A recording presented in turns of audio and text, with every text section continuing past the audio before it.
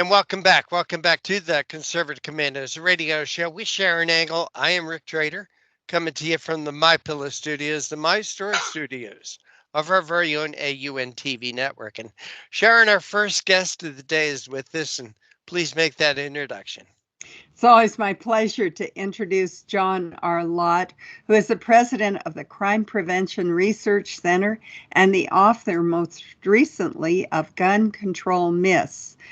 Until recently, John was the senior advisor for research and statistics at the U.S. Department of Justice's Office of Legal Policy. John is the author of Gun Control Myths, How Politicians, the Media, and Botched Studies Have Twisted the Facts on Gun Control. John, welcome back to the Conservative Commandos Radio Show. Well, thanks for having me on. It's always our pleasure to have you on. We're looking at an article that you wrote. California's new unconstitutional concealed carry ban hurts Black people and women most. Being a woman, having a CCR, but not living in California, however, knowing that most of Nevada's laws come directly from California pretty quickly after they're passed, this is very concerning to me, John. Let's talk about the law first, if you can describe that to us, and then about how it's going to affect us. The law effectively prevents people from being able to go and carry a permanently concealed handgun outside their home. There are a list of 26 types of places that people aren't allowed to carry. But probably the most concerning part of that list, it involves any private property has to post a sign explicitly allowing somebody to go and carry there. And so, but, a whole list of other places, from parks to museums to churches to whatever, are listed in the other 25 places that people are banned from being able to go and carry. And of course, the state's done other things too recently.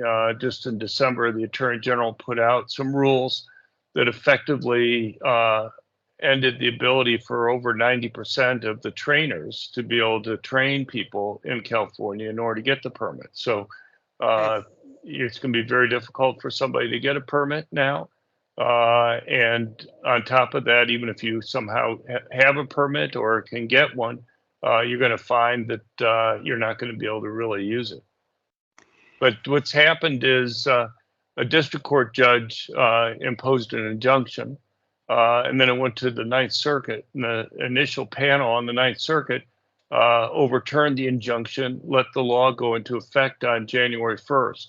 And then there was another panel from the Ninth Circuit that reimposed the injunction. So what you seem to see happen is that Republican judges believe that such prohibitions are unconstitutional. Democratic judges seem to be perfectly happy with those types of restrictions. And so, given that the Democrats dominate the Ninth Circuit, it seems likely that you're going to be in a situation where they'll eventually strike it down, and then it'll be up to the Supreme Court to intervene. Where can you carry? I mean, when you started making that list of 26 places that you can't carry, where are they allowed to carry?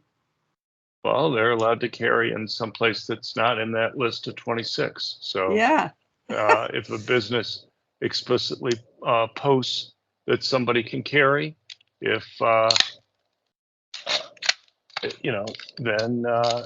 then they're able to go and carry in those places. But it's not going to be many places that they're going to be able to carry. Right. So it has to be explicitly posted now that you can carry, where most states, if you have a gun-free zone, it explicitly posts that you can't carry. So now it's really a reversal of that whole system. And generally, it's up to the business to post you can't carry here. But now California is saying, nope, it's up to us. The government is going to tell you whether you can have concealed carry in your business or not. Is that basically what's going on? I mean, the government has really intervened here. Right. Well, they just want to try to make it as difficult as they can for people to be able to go and carry. They're going to prohibit many people from being able to go and carry, which, they want to ban people carrying, basically in reaction to the Bruin decision from the Supreme Court last year. Prior to that, 7 states, including California, would require that people had to provide a good reason for being able to go and have a permanent concealed handgun. And California, most of California was very restrictive on granting those permits. In places like Los Angeles or a few other places like that, San Francisco, you'd have very few permits issued. San Francisco may have like 1 or 2 permits that would be active for the whole county that was there. So you look at, there were several big mass public shootings last year in California. In Los Angeles County, where there were 2 of them, there was only 1 concealed carry permit holder for every 5,600 people. In San Mateo County, where another mass public shooting occurred, there was only 1 concealed carry permit holder for every 24,000 people. And you compare that to the rest of the country, outside of California and New York, over 10% of the adult population is carrying. So that's slightly better than 1 out of 10 versus 1 out of 240,000 or 1 out of every 5,600. California has a much higher rate of mass public shootings per capita than the rest of the country. They have a larger population, but they have an even larger number of these mass public shootings. And what you see happening is that mass murders don't have very much to worry about in California. And so you have more of these attacks occurring. It's not really difficult to go and understand. And even the few people that they give out permits to are not kind of your average person. They tend to be very wealthy, politically connected individuals that were there. And so these killers had very little to worry about, which is, I think, one of the reasons why they had such a high rate. I mean, California has very strict gun control. A lot of the gun control groups claim that they have the strictest gun control laws in the country. And I'm happy to concede that that's probably the case, but I would go and argue it's because of their very strict gun control laws that they have the high rate of mass public shootings that they do. Well, I think it just proves the old adage that when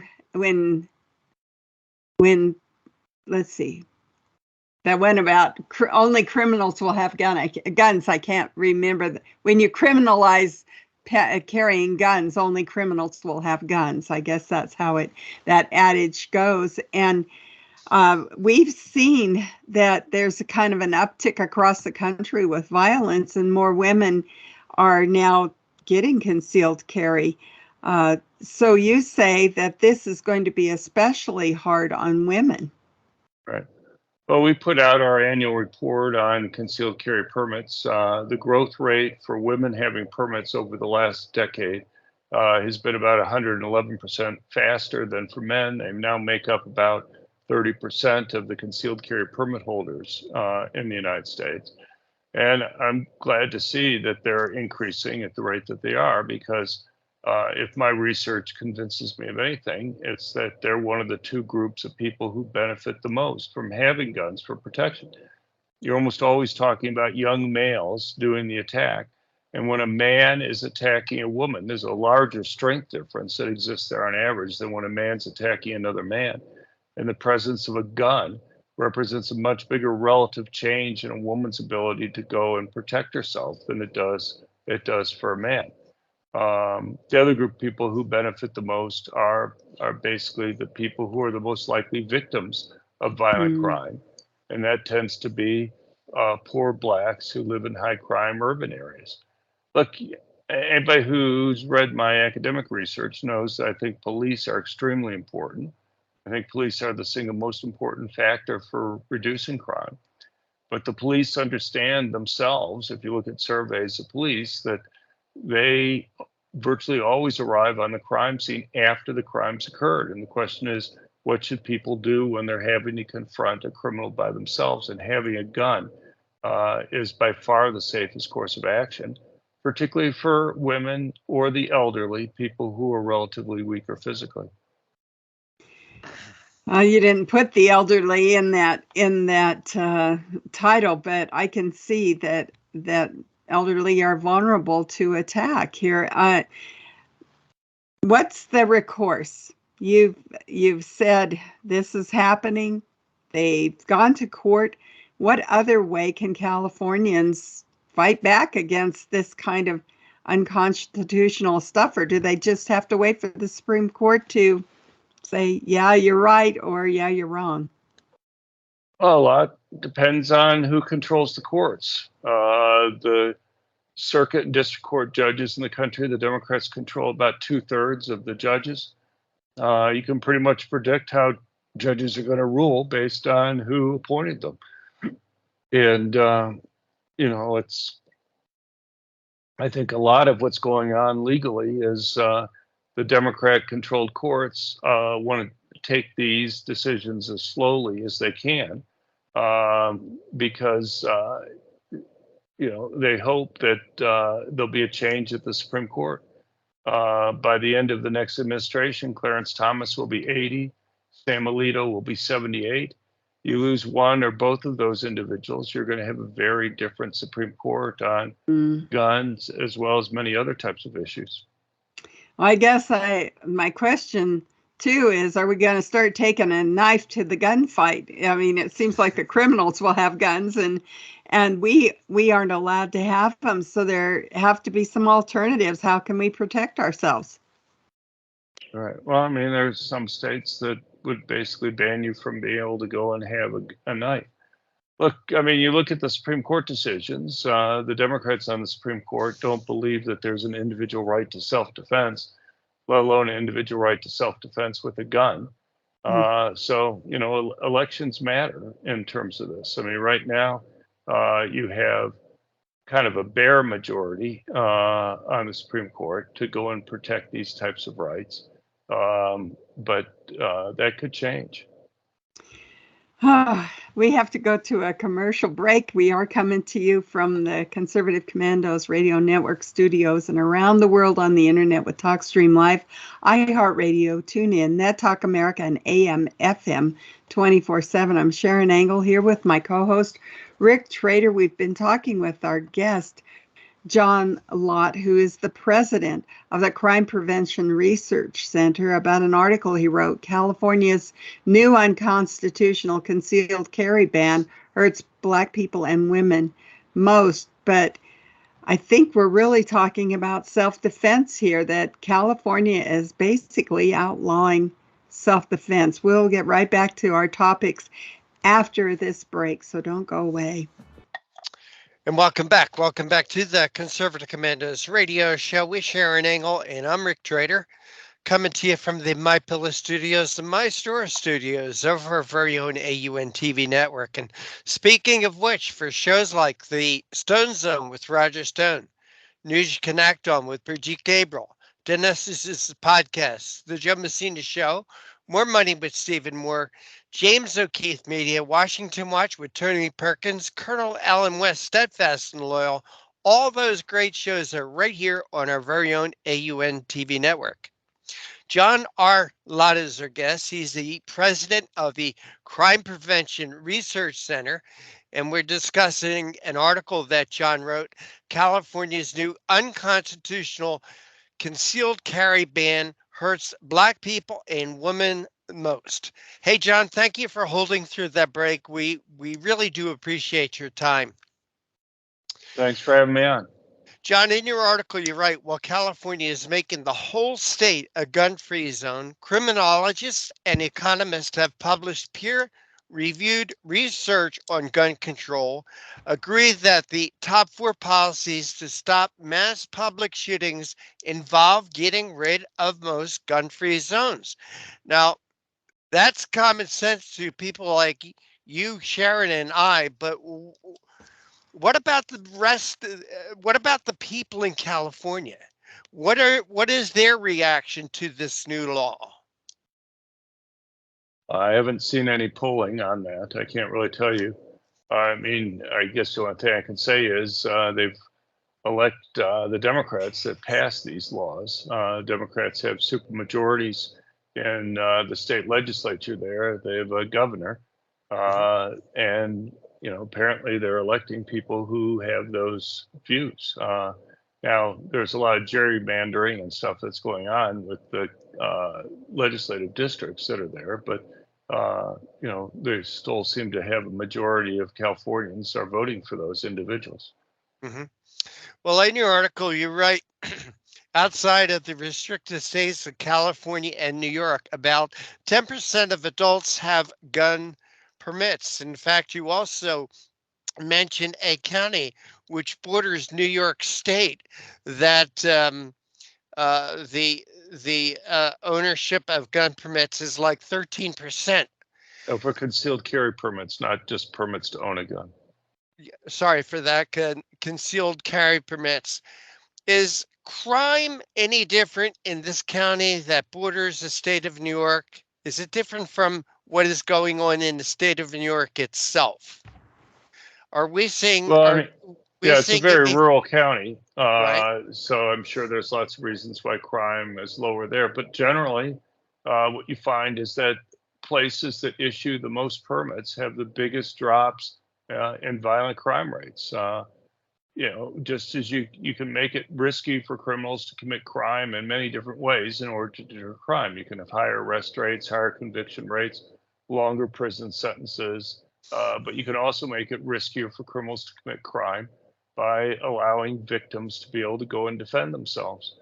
So, it's not too surprising in some sense that a place like California, which has elected district attorneys who are refusing to prosecute violent criminals, which has had liberal judges release large percentages of inmates from jails, are also the same type of place that wants to make it difficult for individuals to be able to go and protect themselves. We've seen a huge change nationwide in people's ability to carry. You have 27 so-called constitutional carry states where it's not necessary for somebody to go through the permitting process to be able to go and carry a gun for protection. Unfortunately, you have states like New York and New Jersey and Maryland and California, which are making it as difficult as possible for people to be able to go and carry after the Bruin decision last year, which was going to try to make it easier for people in those states where they previously had to go and provide, quote unquote, a good reason to some local public official, overwhelmingly Democrats in those 7 May issue states. And the irony is that these are Democratic officials who claim that they care about minorities, that they care about the poor, that they claim that they care about women, and yet those weren't the people that they were willing to go and issue concealed carry permits to, even though, as we were talking about in the previous segment, that those are the very people who benefit the most, people who are the most likely victims of violent crime and people who are relatively weaker physically. A few years ago, I was able to get a list of all the concealed carry permit holders in Los Angeles County. They had about 341 permit holders out of about 8 million adults. In the whole county. And yet, if you looked at who those 341 people were, they tended to be very wealthy, very politically connected white males and some Asian males that were there. Women only made about 7% of the permits. Blacks only made about 5%. Hispanics made up about 6.5%. But outside of places like California, about 30% of permit holders are women. Is it just that women in Los Angeles County aren't being stalked or threatened? It doesn't seem like a serious argument to make. Nationwide, about 13% of permit holders are Black. And um, you know, are, and you, and yet they only make about 5% of the permit holders in Los Angeles County. So, John, when you talk, for I'm sorry, I didn't mean to interrupt. and for Hispanics make up half of the adult population in Los Angeles County, but they only make about 6.5% of the permits, Wow. concealed carry permit holders. So,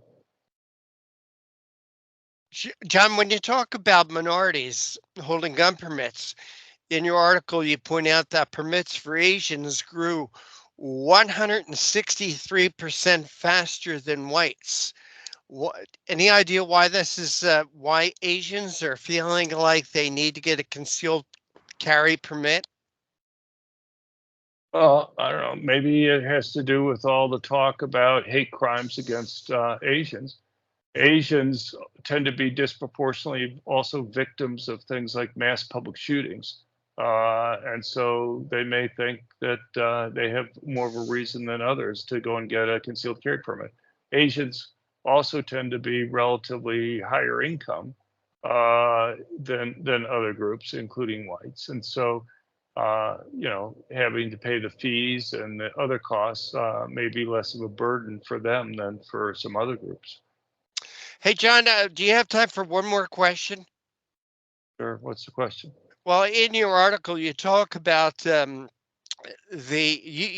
guys at the Crime Prevention Research Center authored a study or a poll that roughly 15% of the country has concealed carry permits. No, that's not what it says. I'm sorry, I guess I No, missed. what it said is, look, the point of doing the survey is that you have these 27 constitutional carry states where it's no longer Right. necessary to be able to go and get a permit. And so how do you figure, one of the nice things about concealed carry permits is that it's been really the only hard data that you have on people who are legally allowed to carry. But as you have more and more states not requiring to have a permit, that doesn't do as good of a job in terms of telling you who's legally carrying. So we hired McLaughlin and Associates to go and survey people, and what you found is about 15.6% of general election voters said that they were carrying concealed handguns. Okay. And so that's the reason why we did the survey and what we found. Also, what you found that these concealed handgun permit owners are extremely law abiding, and that's the point I really wanted to make. That I think it's important for the public to realize that. Yeah, well, what you find is that permit holders lose their permits for any type of firearms related violation at about 1/12 the rate that police officers do. So police officers rarely are convicted of firearms related violations at about 1/20th the rate of the general population. And permit holders are convicted at about 1/12 the rate that this already low rate that police officers are. That's incredible. John R. Lott, president of the Crime Prevention Research Center. We want to thank you, John, for joining us here on the Conservative Commandos. Please tell our audience how they can follow your work, the work of the Crime Prevention Research Center, and also about your books. Website. Yeah, well, they can go to our website at crimeresearch.org, crimeresearch.org to find all that information. All right. Thank John you. Lott, thank you so much for joining us. Take care and God bless. Thank you very much. And you are watching and listening to the Conservative Commandos with Sharron Angle. I'm Rick Trader. Go nowhere. Sharron and I will be back with another guest right after this break.